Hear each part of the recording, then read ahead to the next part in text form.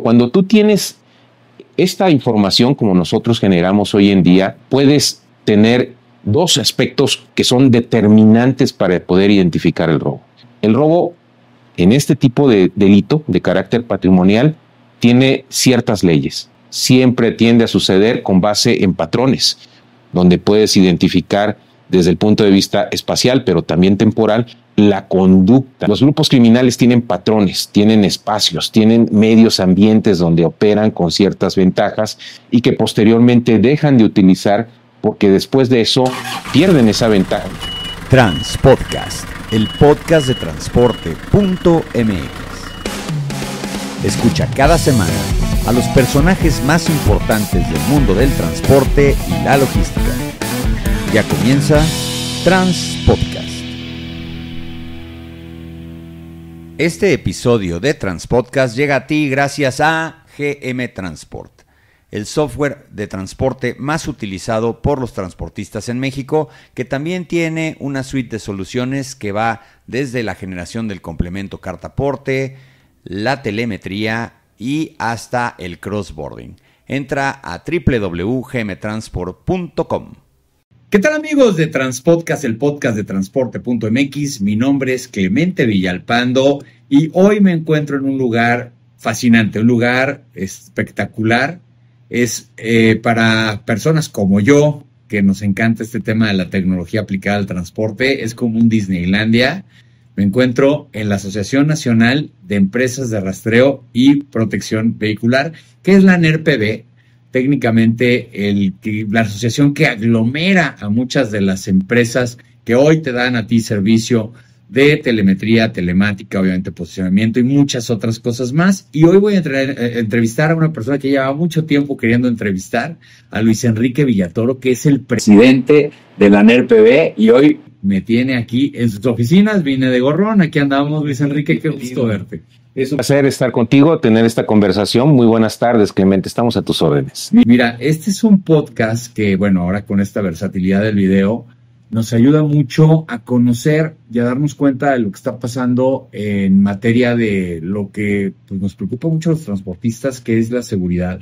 Sí. Pero creo que vamos a tener una plática larga y tendida respecto a causas, efectos, oportunidades. Antes de que entrábamos a grabar, me platicaste más o menos tu expertise, cosa que vamos a volver a hacer ahorita. Y eso me genera una sensación muy interesante de que, pues, hoy por hoy las riendas de la NERPV y, pues, ahora sí que de muchas de las empresas socias que también siguen los lineamientos que ustedes tienen, encuentran nuevos mecanismos, nuevas formas para poder combatir la inseguridad que, pues, desafortunadamente normalizamos ya mucho en este país. Pero ahorita vamos a entrar en esos temas. Adelante. Primero quiero que la gente conozca quién es Luis Enrique Villatoro. Cuéntanos un poco de ti, de tu formación y cómo has llegado, pues ahora sí que a ser el presidente de esta asociación. Muchas gracias, Clemente. Pues comentarte que en mis primeros años, cuando yo ingresé a temas de seguridad, pues comencé muy joven. Estoy hablando de 1995, donde inicié en un centro de inteligencia de fusión que operaba a través de diferentes organismos en ese momento, Procuraduría General de la República, a través del Centro Nacional de Planeación de Drogas, donde hacíamos inteligencia para la delincuencia organizada. En ese sitio, pues coordinábamos esfuerzos con organismos nacionales e internacionales, como era el Interpol, la DEA y la Secretaría de Defensa, Marina, entre otras instituciones con las cuales operábamos para combatir la delincuencia organizada relacionada con el trasiego de drogas. Después de ello, pues transcurrió mucho tiempo trabajando en temas de seguridad pública, seguridad en instalaciones estratégicas, y finalmente desarrollé mis últimos años en el sector público en la Secretaría de Seguridad Pública en ese momento, ¿no? A través de la Policía Federal, en la Unidad de Asuntos Internos, donde pues obviamente trabajamos de la mano también con el programa Mérida en actuaciones relacionadas obviamente en el cumplimiento de las tareas del orden. Me comentabas que es de formación abogado.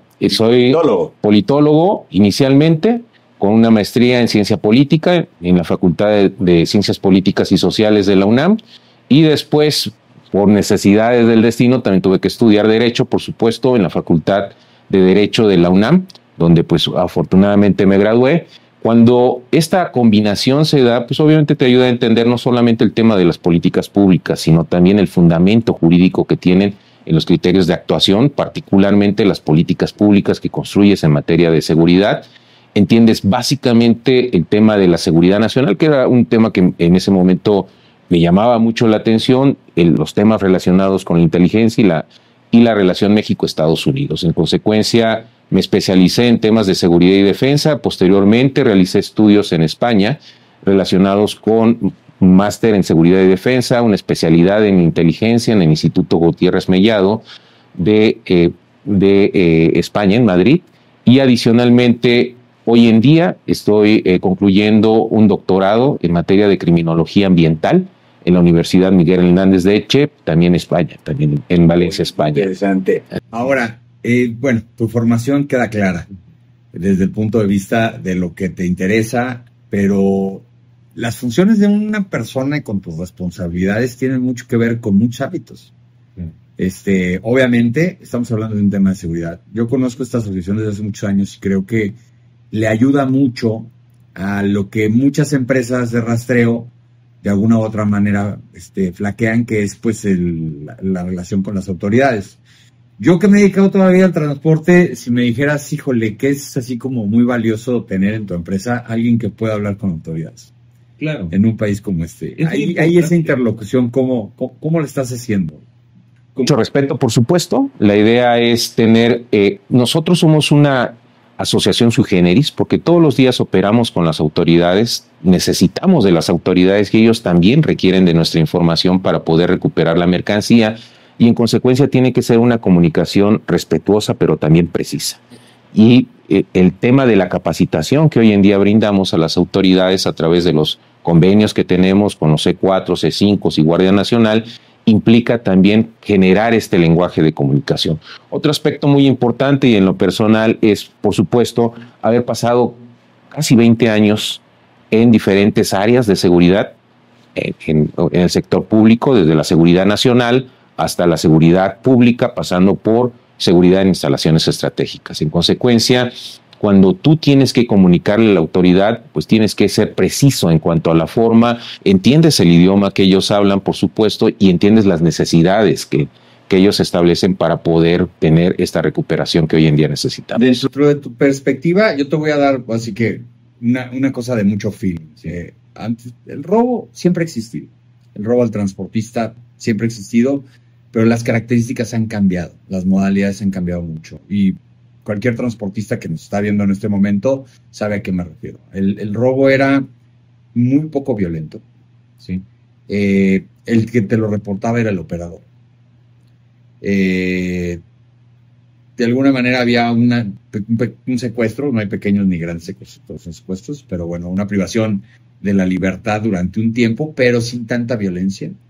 La unidad motriz, es decir, el tracto, pues aparecía en algún lado. La caja a lo mejor el mismo día o al otro día aparecía en otro. Y la carga pues se la llevaban, ¿no? Porque iban por la carga y siempre han tenido esa información. Hoy la percepción no es la percepción, la realidad es que son muy violentos, que a veces al operador nunca lo encuentras, que las unidades ya no las recuperas, obviamente la carga tampoco, y hay veces que hasta se los roban vacíos. En ese sentido, bueno, pues es extraño lo que está pasando y eso es lo que también preocupa mucho al transportista porque pues, es una cuestión patrimonial fuerte. Cualquier transportista que invierte en transporte pues, está invirtiendo millones, poquitos millones, muchitos millones, pero muchos millones. Yo creo que por eso también es importante la fortaleza de toda esta tecnología enfocada a la recuperación de vehículos. Obviamente me comentas que pues has tenido la oportunidad de revisar y documentarte mucho en estos meses que llevas de presidente. ¿Cómo has visto esto y qué te dicen muchos de los agremiados y algunos transportistas? Porque pues también convives mucho con ellos. Hoy en la mañana nos vimos en un evento. Es correcto. ¿Qué te dicen? O sea, pues ya estás encabezando una asociación a la cual le generas te genera mucha responsabilidad porque dices, bueno, y recupérame las unidades, ¿no? Cuando no estás obligado ni firmas en ningún lado eso, pero sí tienes como que generar esas estrategias. ¿Qué pasa con eso, Luis Enrique? ¿Cómo sientes que está evolucionando el tema de la inseguridad de las carreteras? Mira, déjame comentarte un dato muy preciso. Hoy en día, de acuerdo con los datos del Sistema Nacional de Seguridad Pública, el 85% de los eventos denunciados, integrados como carpetas de investigación, tanto en el Sistema Nacional de Seguridad Pública como en la Fiscalía General de la República, cuando son obviamente iniciados como delitos de carácter federal, son con violencia. Es decir, hay alguna forma de conducta que recae probablemente sobre el operador o sobre quien custodia esas mercancías o esas unidades que se encuentran en tránsito. En consecuencia, cuando tú hablas de un número tan importante de un modo de operación donde generalmente se ejerce algún tipo de violencia, pues es un indicador del nivel de gravedad que se tiene. Es importante también mencionarte que con los datos que hoy en día tenemos, que son 12,000 más o menos eventos que se presentaron en 2024, con datos del Sistema Nacional de Seguridad Pública y de la Fiscalía, pues estamos hablando de un número importante de incidentes que fueron denunciados en materia de robo a transportistas, que es el tipo penal con el cual obviamente se denuncian este tipo de delitos.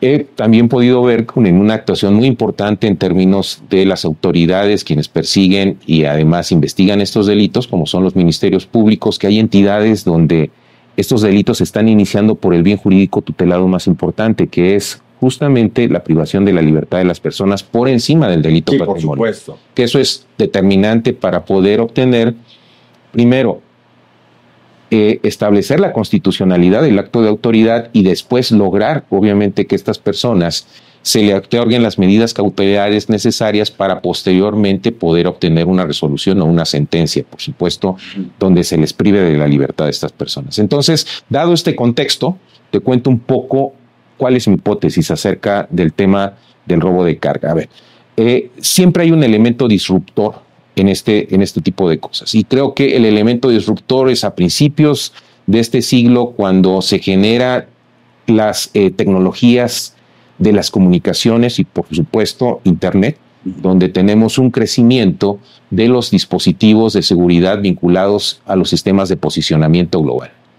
Y estos sistemas de posicionamiento global van de la mano con los sistemas de información geográfica. Es decir, cuando se empiezan a generar estos datos espaciales derivados del seguimiento de las unidades, por supuesto, se generan estos métodos de análisis y de medición, no solamente de, por supuesto, en nuestro tema que nos compete, que es el robo de carga, sino adicionalmente también de cualquier tipo de característica de información que provenga de sistemas o de coordenadas que nos estén dando tres condiciones. Primero, la altitud, la latitud, y puede ser incluso algún otro aspecto que puede medirse con las dos indicadores XY y después Z, ¿no? Entonces, hoy en día, este elemento disruptor en el movimiento o en el tracking de las unidades, que a lo largo del tiempo se ha venido especializando, por supuesto, trajo de la mano algún tipo de desarrollo también, porque es disruptor, de la tecnología usada por los grupos criminales. Y este es obviamente el jammer, el inhibidor de señal, que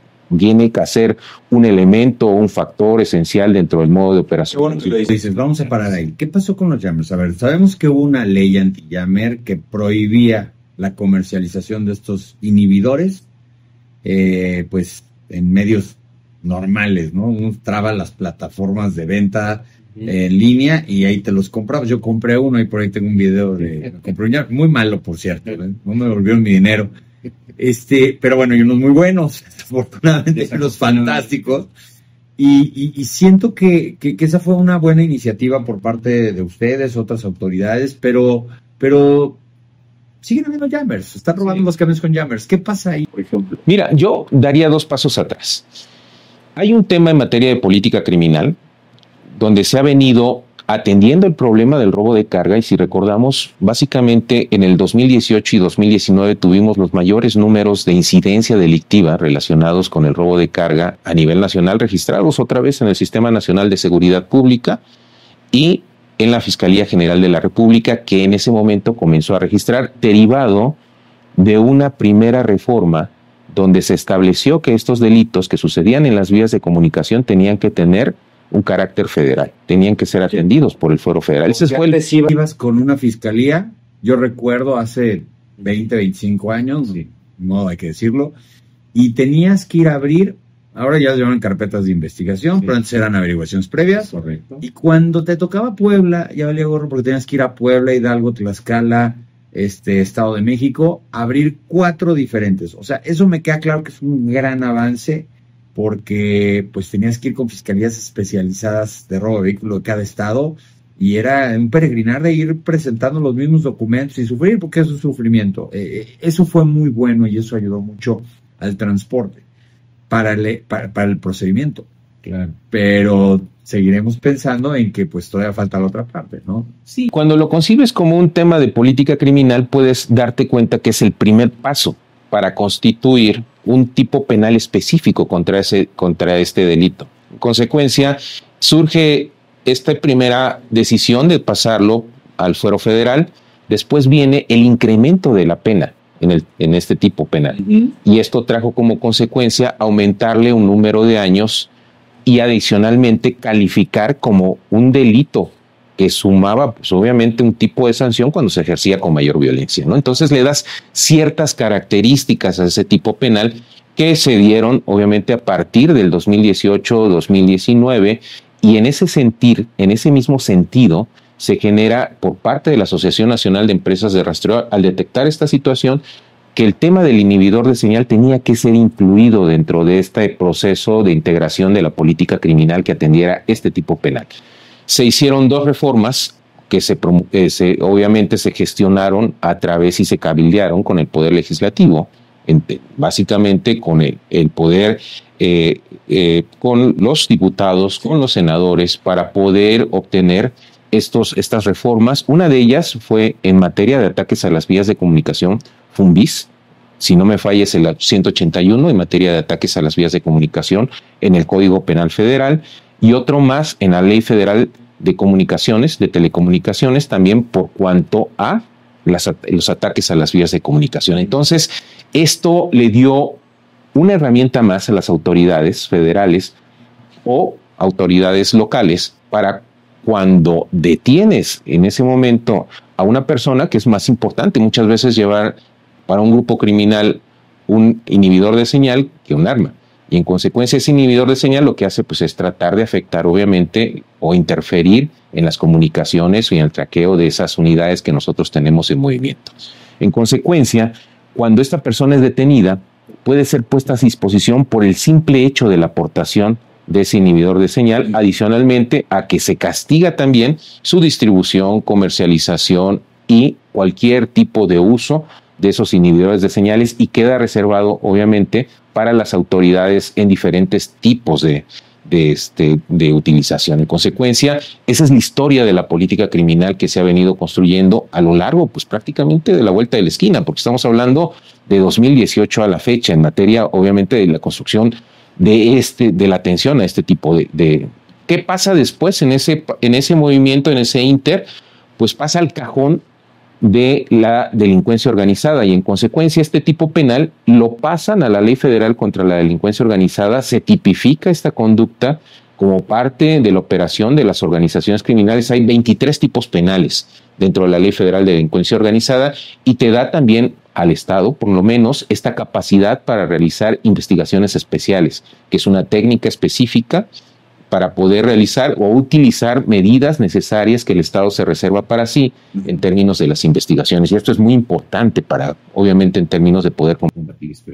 Oye, no son preguntas incómodas, son preguntas que nos hacemos todos. Y quiero saber un poco más tu percepción. Siempre ha existido esa percepción de que la Policía Federal de Caminos era muy eficiente, que era una élite dentro de las instancias de seguridad nacional y que controlaban bien las carreteras. Si te vas a los números, pues no cabe duda, pero también no habían tantos camiones. Claro. O sea, no puedes ir al tema de la incidencia, pero sí es una percepción que a lo mejor funcionaba desde el punto de vista de la relación que tenían, y esa percepción estaba muy basada en la relación que tenía el transportista con el Policía Federal de Caminos. Yo, y lo platicamos hace rato, también estuve en la función pública un tiempo, sí, y siento que a raíz de la Policía Federal, y ya la división que tuvieron carreteras, de protección de carreteras, los transportistas ya no tuvimos acceso a los comisarios, claro, y eso nos generó como que esa pérdida, y cuando llega la Guardia Nacional todavía la perdemos un poco más. Ahora sí que abusando de tu expertise, tú haces eso. Tú mañana vas a ir con la Guardia Nacional a firmar un convenio. Todos los que están viendo allá atrás, que tiene Luis Enrique, son convenios firmados con autoridades, no nada más federales, sino locales. O sea, tú sí tienes esa relación hoy por hoy con todos ellos y de alguna manera lo transmites a través del trabajo que hacen con los miembros. ¿Qué te hace pensar de que, bueno, que hoy estamos perdiendo esa relación, pero que también existen asociaciones como la NERPB que mantienen la relación con las autoridades? Mira, yo lo manejaría en un contexto incluso que va más allá. A ver, son dos escenarios distintos. ¿Qué es lo que sucede durante esos años?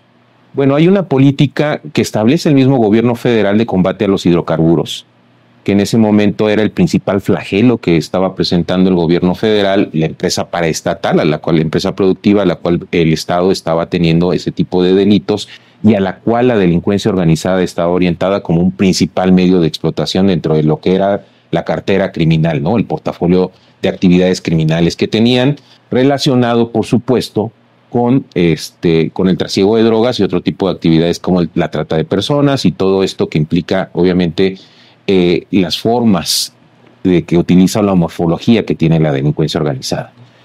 Cuando se establece este tipo de política, se combate un solo delito, que fue justamente adicional, obviamente, a los esfuerzos del Estado en ese momento contra el trasiego de las drogas. Se da el del combate al robo de hidrocarburos derivado de las reformas que existían en ese momento en materia energética. ¿Qué es lo que sucedió? En materia en criminología, esto es un efecto que sucede cuando tú combates a los grupos criminales, porque ellos tienden a tener desplazamientos y este desplazamiento que sucedió fue de objetivo. Es decir, cuando tú combates un tipo de política o estableces un tipo de política pública contra un delito, ellos tienen el know-how, tienen la estructura, tienen el personal, tienen el armamento y la logística, y lo único que necesitaron es voltear la cara de los ductos hacia las carreteras. Esto se presentó en el estado de Puebla, y si observas los números, es justamente el estado de Puebla quien empieza a incrementar el efecto del robo de carga en México, a la par de otras entidades que curiosamente también tienen este flagelo en materia de hidrocarburos. Estamos hablando de Tlaxcala, estamos hablando, por supuesto, del Estado de México, de Hidalgo y de entidades como Guanajuato, donde adicionalmente pues tienes un aderezo de la composición de diferentes grupos de delincuencia organizada locales. Una refinería. Y tienes una refinería y tienes las venas de esa refinería alrededor de un sistema también de comunicación férreo, y además tienes obviamente una carretera principalísima que cruza prácticamente a los 11 municipios que generan o el 85% del Producto Interno Bruto, y tienes una industria manufacturera también del sector automotriz que ha venido creciendo de forma exponencial. Y esperamos que siga. Exacto. Oye, a ver, cuando ustedes nos hacen llegar a los medios de comunicación un boletín diciendo la asociación acaba de firmar un convenio de colaboración, bla, bla, bla, bla, bla, en esencia, ¿qué es lo que logran ustedes? ¿Qué es lo que estás mejorando dentro de la estructura? Aquí estamos en un lugar en donde se monitorean, o sea, se va a ver aquí atrás, blurreado, lo voy a blurrear, pero se está viendo aquí atrás unidades que el día de hoy se robaron y que han sido recuperadas, otras todavía están en proceso, pero esto lo haces en base a los trabajos que tienen esos acuerdos, claro, en los convenios. Cuando cuando la asociación firma un convenio con una autoridad, ¿qué es lo que realmente logra? Muy bien. Terminando la idea que te decía hace ratito, entonces el escenario que enfrenta la Policía Federal en ese momento es un escenario totalmente distinto al que hoy enfrenta las autoridades a través de la Guardia Nacional. Es decir, estás enfrentando delincuencia organizada que volteó sus ojos hacia el tema del robo de carga, que hoy en día no solamente es la mercancía, sino también las propias unidades que han encontrado un mercado negro en las refacciones de esas unidades, que tenemos detectados cuál es básicamente el tipo de marca, que es el que obviamente tiene mayor disposición en el mercado, y que en consecuencia esa delincuencia organizada hoy en día ha venido creciendo. Por darte un ejemplo, hoy en día actividades criminales que no están relacionadas directamente con el trasiego de drogas son más rentables hoy en día para la delincuencia organizada. Estamos hablando de la extorsión, del cobro de derecho de piso y adicionalmente otro tipo de actividades criminales que pueden estar relacionadas con la trata de personas o incluso también, obviamente, el ataque a las vías de comunicación y el ataque a las unidades que hoy transitan y que se encuentran disponibles en las vías de comunicación. Cerrando este punto de vista, te podría decir, con respecto a lo que me mencionabas, que la NERPB todos los días, por eso es una asociación sui generis, opera con las autoridades y son 3 aspectos esenciales los que se obtienen en un convenio. Primero, el aspecto relacionado con la inteligencia, que es fundamental, por supuesto, con la información que generamos en estos sistemas, que se van a un sistema de información geográfica que mide, identifica y adicionalmente contribuye a generar estrategias de intervención a las autoridades, en este momento a la Guardia Nacional o a las autoridades estatales, por cuanto a su competencia, por supuesto.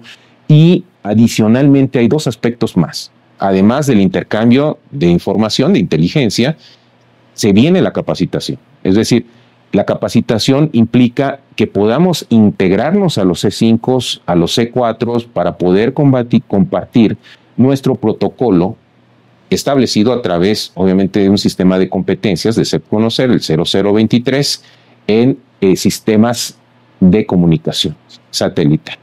Entonces, esto pues, nos permite tener esta comunicación directa con las autoridades y después pactar el medio de comunicación, que se genera a través de esta plataforma y también a través de, obviamente, de medios de comunicación hoy en día pues, tradicionales para poder obtener y operar todos los días para la recuperación de las mercancías. Explícale al que te está viendo ahorita qué es Centinela. Centinela es una plataforma que fue creada en 2010, muy avanzada, en su momento fue innovadora, que se crea a través de la Asociación Nacional de Empresas de Rastreo y Protección Vehicular por una necesidad específica de poder integrar toda la información basada en estos sistemas de información geográficos que identificaban el sitio. Esto está conectado a través de, obviamente, vía API, a través de estos protocolos, con nuestros asociados, los cuales transmiten esta información para que podamos detectar en el sitio donde está sucediendo el evento de robo y tener esta comunicación con las autoridades para lograr la recuperación. Entonces, esto está establecido dentro de uno de los 3 puntos que mencionaba, que en los convenios que tenemos establecidos con la Guardia Nacional o con las diferentes secretarías de seguridad pública estatales, en los sitios más importantes y representativos donde se está, obviamente, continuamente presentando el delito de robo de carga o el robo de vehículos, como pueden ser las entidades del Estado de México, Querétaro, Puebla, Guanajuato, Jalisco y algunas otras entidades como son Puebla y Hidalgo, que son parte o conforman una región. A ver, déjame entender una cosa. El robo al autotransporte de carga, pues sí es una cuestión de índole federal, es vías de comunicaciones principalmente federales, porque también hay vías estatales, razón por la cual, bueno, la importancia de tener una interacción y una comunicación con la Guardia Nacional. Y luego está el tema de los gobiernos estatales, que ahí, no sé si va más en este sentido, tú dime si estoy bien o estoy mal, en lo que sí es realmente la recuperación del vehículo, porque una vez que ya lo tienen detectado, pues para recuperarlo es un gran tema. Y yo te comentaba hoy en la mañana el tema de la revictimización del transportista, porque además de que le roban el camión, lo voy a decir como es, o sea, sentimos que nos roba la grúa y luego nos roba el corralón. Y existe por ahí esa idea de que va a haber una estrategia de amparos indirectos, etcétera, etcétera. ¿Qué haces? A ver, vas y hablas con la Secretaría de Seguridad del Estado X, bueno, muy bien, pero hay que hablar con los ministerios públicos porque pues, los ministerios públicos son los que te complican a veces la recuperación.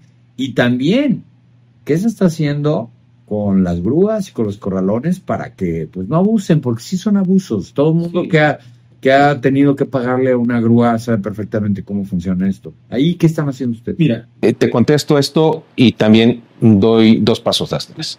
El delito de robo de carga es un delito continuado que puede suceder en una vía federal o estatal, pero que transita de un sitio a otro y que obviamente compete a varias jurisdicciones, ¿no?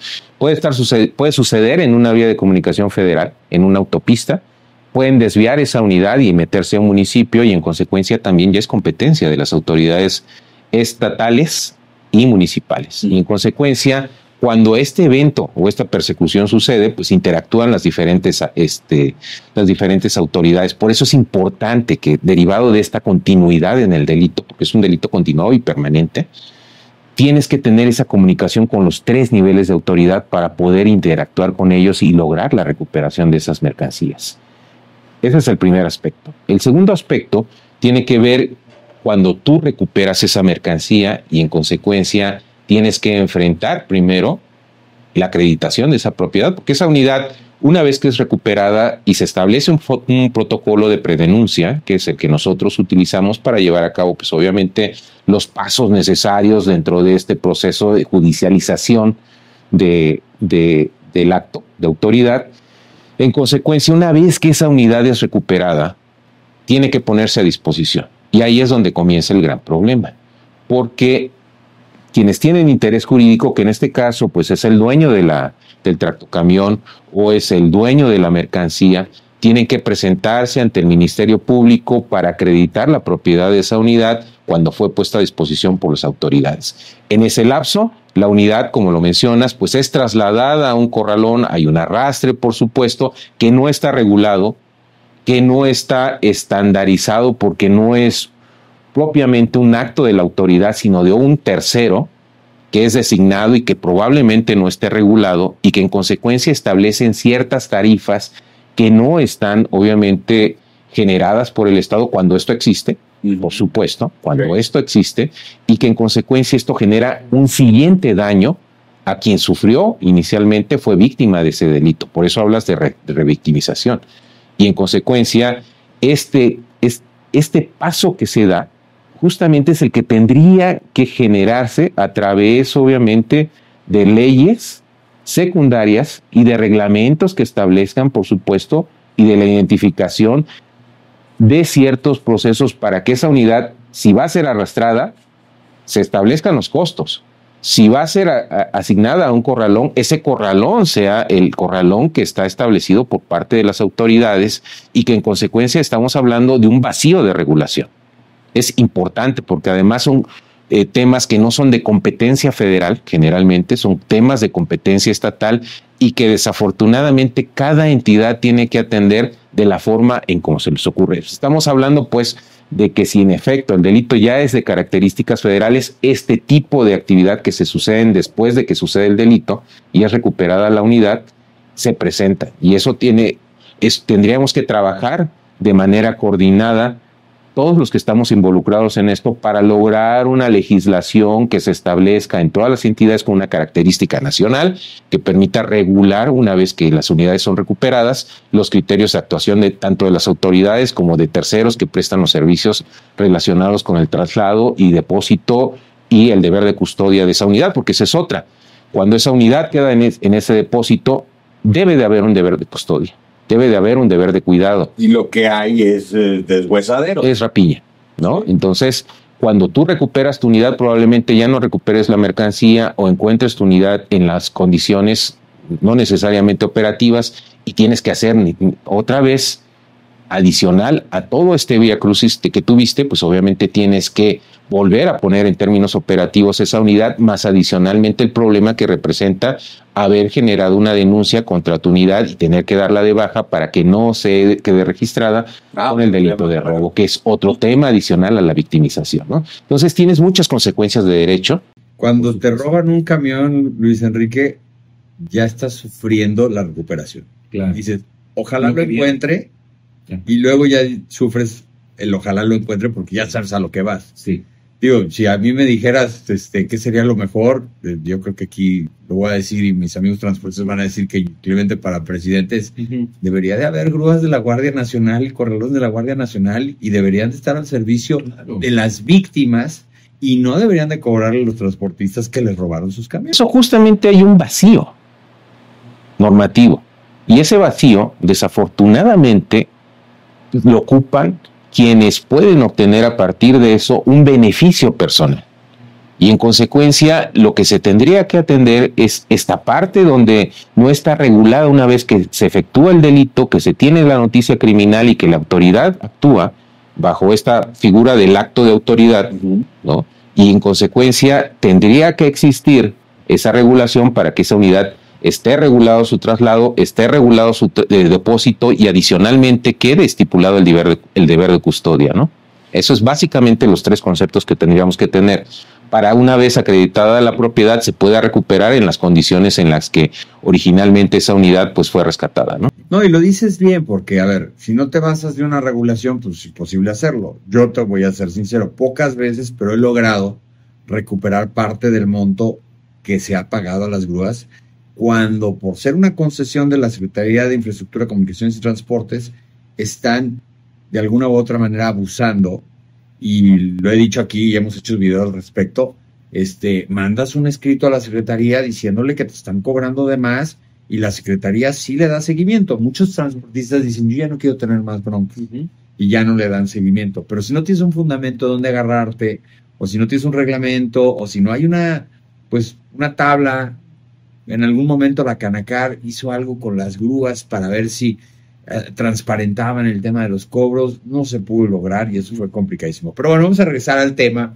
de robos, recuperación. Tendría que legislarse en esos términos. Por supuesto, ¿no? Y en vez de, a ver, ahorita también te voy a hacer las preguntas de las novedades. Por lo que te decía que tendría que ser una legislación secundaria donde tendría que tipificarse como una conducta de carácter nacional. ¿Por qué? Porque, como te decía, es un delito continuado que sucede tanto en vías federales como en vías estatales o en competencias o en fueros de las autoridades municipales y estatales. En consecuencia, si tú lo vuelves un tema nacional como el propio código, ¿no?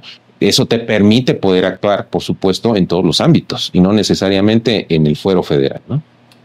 Bueno, pero te voy a regresar a una preguntita, no la quiero hacer polémica, pero la Policía Federal de Caminos, en su momento, el tema de atribuciones, estaba más preparada o estaba más, si es la palabra, técnicamente, para lo que puede pasar en las carreteras. ¿Sientes que en algún momento en la Guardia Nacional, sin decir que son maligna, les faltaría especializarse un poco más en este ámbito? Porque vimos de repente de unos años para acá que quienes patrullaban las carreteras pues ya no eran personas que estaban tan vinculadas a ese sentido y luego te das cuenta. De Policía Federal a Guardia Nacional. Hay una Guardia Nacional que se encarga de carreteras. ¿Esa Guardia Nacional consideras que sí debería de alguna u otra manera preparar un equipo, un grupo de personas que estén más enfocadas a este tipo de acciones? Definitivamente hay una curva de aprendizaje, ¿no? Si consideramos que les ha tomado tiempo a la Guardia Nacional tomar la experiencia que ya tenía con base en los años, por supuesto la Policía Federal, pero si tú lo comparas en términos de números, la Policía Federal nunca rebasó aproximadamente el estado de fuerza de 36,000 o 38,000 elementos. Estamos hablando incluso de elementos administrativos. Dentro de esos 38,000 elementos existían 6 divisiones, incluida la Gendarmería, que también apoyaba obviamente en temas de robo de carga en ese tiempo en las carreteras, pero principalmente esa misión recaía en la División Regional de Seguridad Regional, quien tenía obviamente a la policía extinta, Policía Federal de Caminos, que tenía por supuesto su órgano de formación en San Luis Potosí, básicamente su academia, ¿no? Y otra más aquí en Las Bombas. ¿Qué significa esto? Que en términos de números eran menores. Hoy en día estamos hablando que la Guardia Nacional, si no me falla la memoria, estamos hablando aproximadamente de 130,000 o 140,000 elementos, que comienzan en sus inicios con elementos también de la propia Policía Federal y que al paso del tiempo son sustituidos por personal que es proveniente, de fuerzas militares, tanto de la Secretaría de Marina como de la Secretaría de la Defensa Nacional, y que son este personal quien otorga el mayor número de estado de fuerza para poder ocupar no solamente las carreteras, sino todas las tareas encomendadas a la Guardia Nacional en el país, ¿no? ¿Qué es lo que pasó? Pues hubo una curva de aprendizaje, pero estamos hablando que hoy en día hay un mayor estado de fuerza y también el tránsito de las unidades que existían de la extinta Policía Federal a hoy en día la Guardia Nacional, pues estamos hablando de que existe pues obviamente un mayor estado de unidades para poder tener presencia a nivel nacional. Lo que he podido observar es que en este proceso de transición, pues obviamente el delito se dispara, de acuerdo con los datos del propio Sistema Nacional de Seguridad Pública en el 2018, después dentro de este timeline que te estoy narrando de la política criminal que se construye, este delito se convierte en un delito también de carácter o de fuero federal y en consecuencia estas carpetas de investigación también se inician en la Fiscalía General de la República, ¿no? Básicamente en la Fiscalía Centralizada y en consecuencia o regional y en consecuencia se empiezan a registrar tanto los datos en el Sistema Nacional como en la propia FGR y observamos el número más importante de delitos que llegó, si no me falla la memoria, aproximadamente en unos 18,000 eventos, 19,000 eventos, que es el tope del número de incidentes que se dieron de carpetas de investigación derivados de esta noticia criminal. Entonces, a partir de esa fecha, lo que tenemos es una disminución, obviamente se cruza la pandemia, donde tenemos falta de unidades en movimiento, lo cual podía probar básicamente que el delito de robo de carga sucede en las vías de comunicación, sucede por la disposición de mercancías y sucede por un fenómeno que se presenta derivado del ataque a los hidrocarburos, de la transición de estos grupos criminales hacia la integración de otros delitos más que se generan en las carreteras como un robo de oportunidad que se deriva inicialmente de las mercancías, pero también dentro del tipo del robo o la desintegración de estas unidades derivado del mercado negro que existe para poder vender estas refacciones, ¿no? Entonces, cuando tú observas el fenómeno del robo de carga, tienes grupos criminales, cuando observas las noticias y las detenciones, hay tanto grupos criminales muy pequeñitos que empiezan a establecer sus primeros pininos y que vienen de una carrera delictiva de atrás, por supuesto, pero que no tienen el know-how o las capacidades o la integración o la logística y estructura para poder generar el robo de carga y que están apenas empezando. Y del otro lado tienes a organizaciones criminales muy maduras con una firma criminal completamente madura, ¿no? A lo largo del tiempo y que tienen muchos éxitos desafortunadamente en su actividad criminal focalizada, entre otras cosas, dentro de su portafolio, al robo de carga. Entonces tienes un continuo, desde los grupos pequeños hasta los grupos más especializados, que han venido incrementándose a lo largo del tiempo. ¿Qué quiero decir con esto?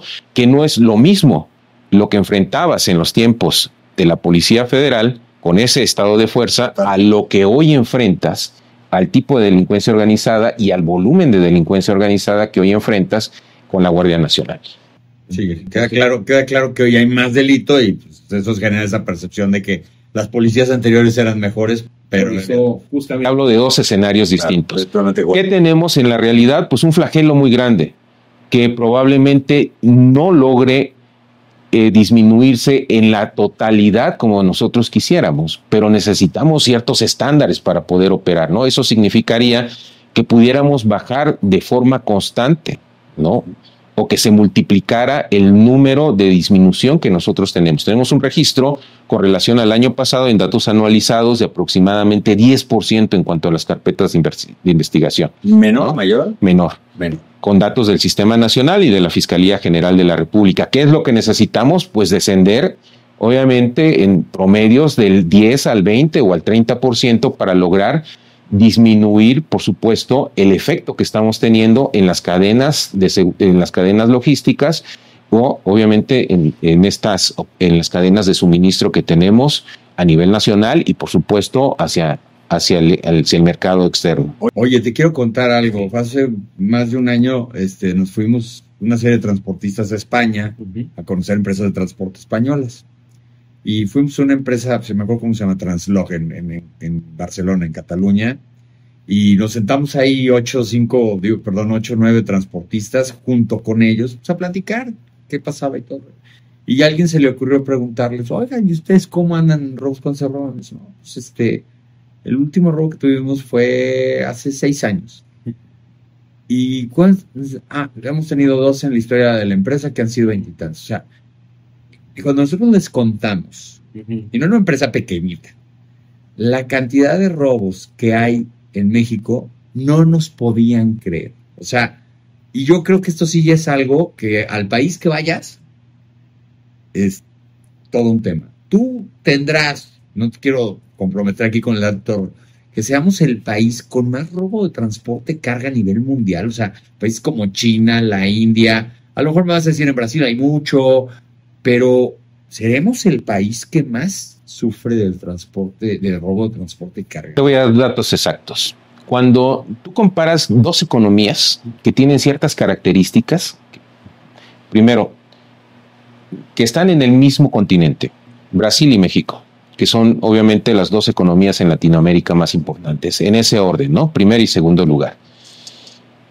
Puedes observar que las dos son economías emergentes, las dos obviamente se encuentran dentro de un mismo continente y adicionalmente la diferencia es en términos de Producto Interno Bruto, ¿no? Mientras Brasil tiene aproximadamente casi el doble del Producto Interno Bruto que presenta México, en términos de eventos delictivos relacionados con el robo de carga, los datos son casi similares. Okay. Sí, te estoy hablando que hace todavía 5 años, aproximadamente Brasil andaba en 21,000 delitos. Hay una acción y una estrategia dirigida por parte de las autoridades federales para disminuirlas y en consecuencia hoy en día Brasil aproximadamente está entre 15,000 y 16,000 delitos.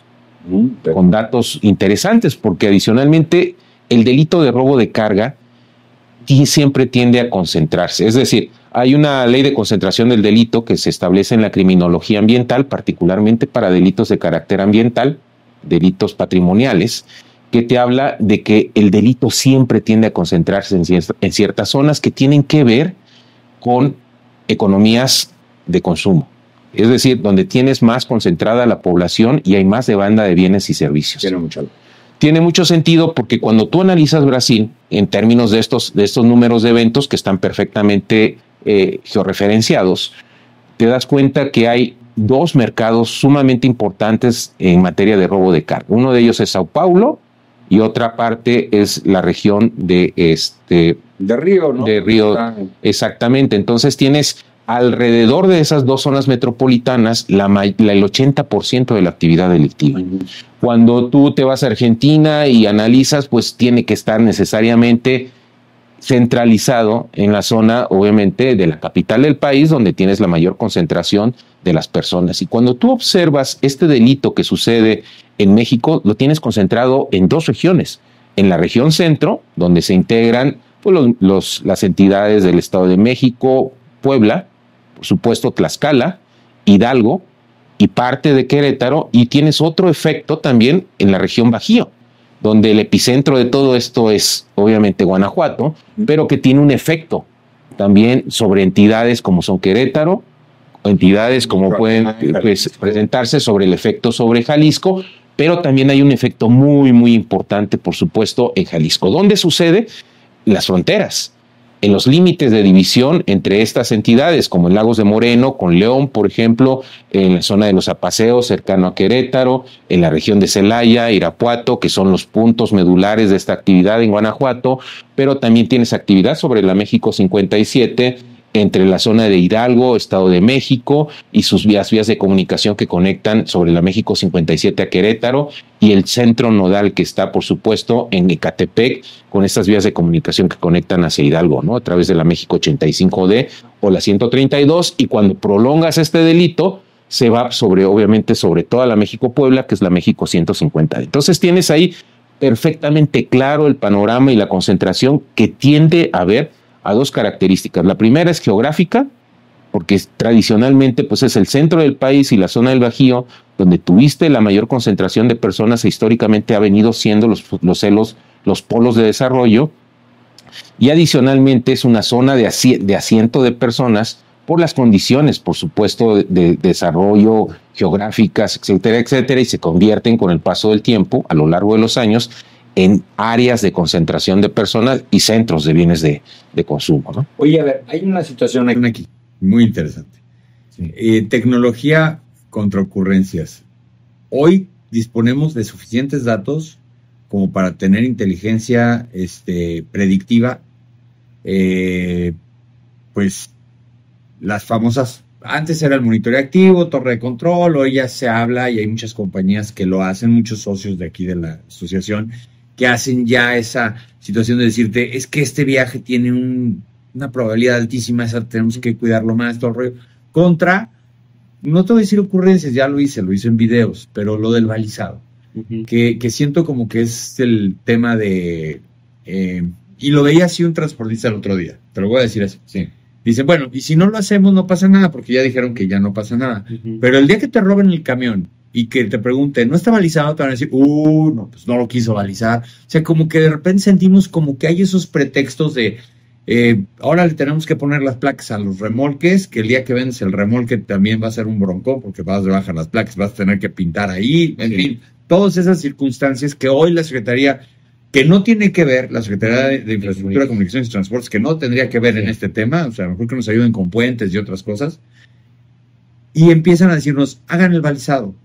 Y muchos dicen, yo sí lo voy a hacer aunque no sea obligatorio. ¿Por qué? Porque sí quiero que aunque hayan 3 drones y 4 helicópteros en todo el país, por lo menos por ahí los puedan recuperar. Cuando sabemos que podemos meter tecnología predictiva, más inhibidores de jammers, perdón, no existen. Los anti-jammers no existen. Eso es un error. Anti-sabotaje. O meter doble GPS, como le llaman por ahí. En fin, miles de cosas más tecnológicas contra estas ideas que hoy estamos empezando a tener, que a lo mejor parecieran del tiempo de las cavernas. ¿Tú qué opinas al respecto? Mira, creo que el tema del balizamiento es controversial, como tú bien lo has dicho. Creo que es una medida que podría contribuir, así como lo hacen los sistemas de circuito cerrado de televisión o las cámaras que se pueden poner a lo largo de una vía de comunicación.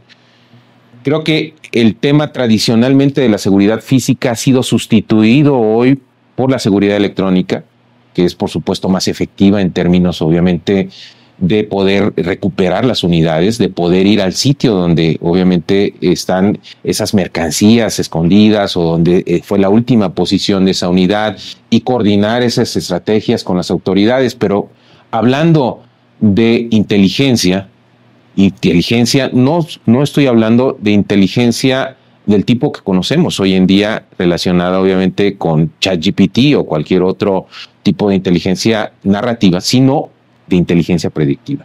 ¿Cómo la podemos hacer? Bueno, pues es muy sencillo. Cuando tú tienes esta información como nosotros generamos hoy en día a través de nuestros asociados, puedes tener 2 aspectos que son determinantes para poder identificar el robo.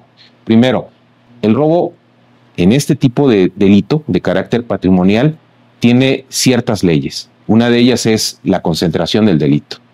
Siempre tiende a concentrarse. Siempre tiende a suceder con base en patrones.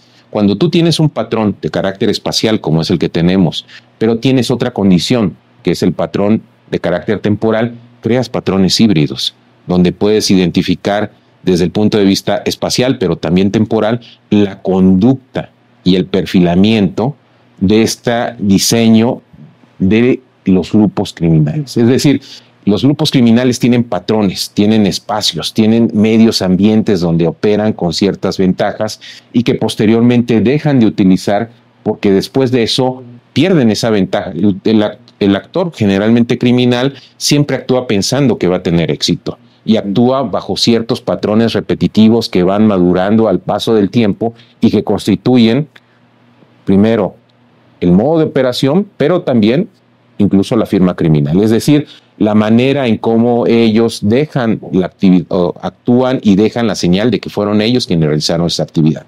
En consecuencia, los delitos tienden a concentrarse en ciertos kilómetros, tienden a concentrarse en ciertos horarios y con base en eso puedes calcular el riesgo.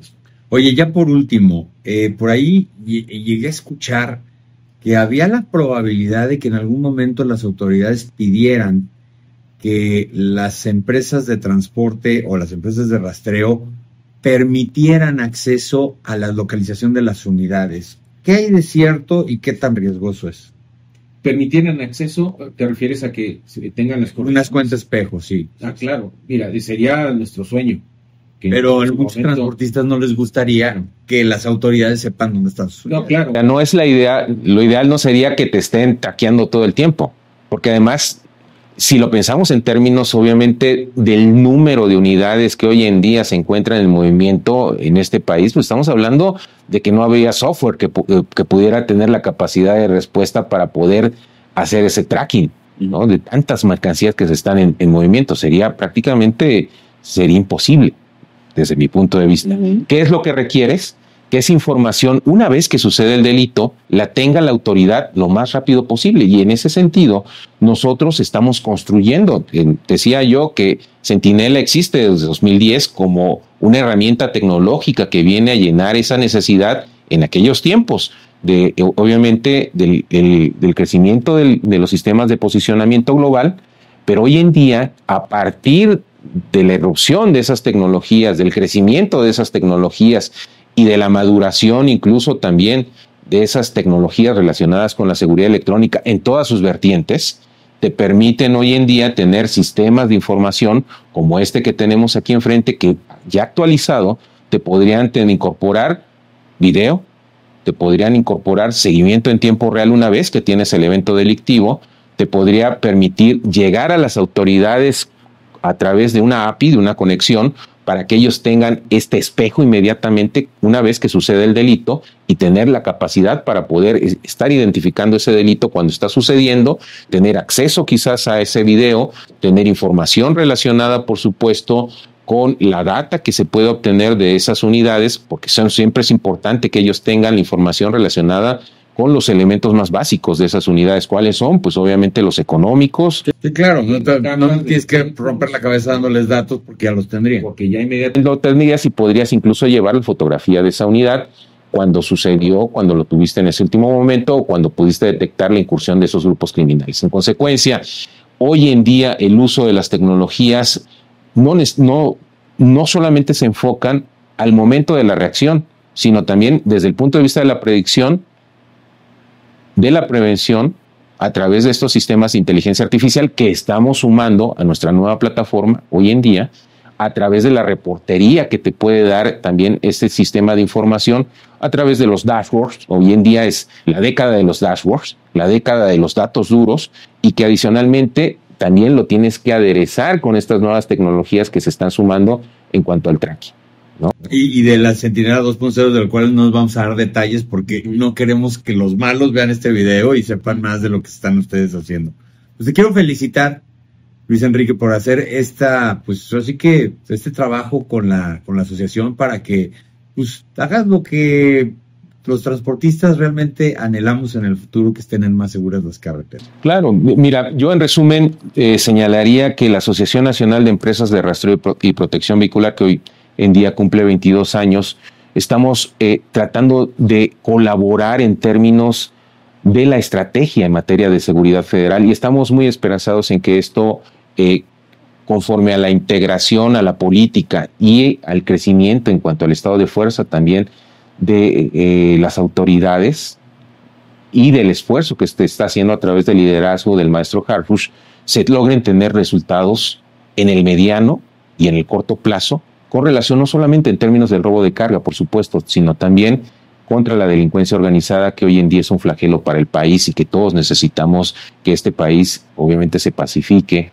y que se logre tener las mejores cadenas productivas a nivel nacional, y nosotros estamos para contribuir, para apoyar a las autoridades y para trabajar todos los días con ellos en los términos obviamente de nuestras competencias como empresas de seguridad privada dedicadas a la seguridad logística. Muy bien, pues muchas gracias, Luis Enrique. Ya saben ustedes, si son empresarios del transporte y su empresa, su proveedor de servicios de geolocalización, de telemetría, de telemática, es miembro o es parte de la membresía de ANER-PB, pues tiene este respaldo, tiene todo esto, tiene esta infraestructura para poder solucionar problemitas que son los dolores de cabeza todos los días de los transportistas. Muchas gracias. Al contrario, muchas gracias. Por estar aquí en Transpodcast.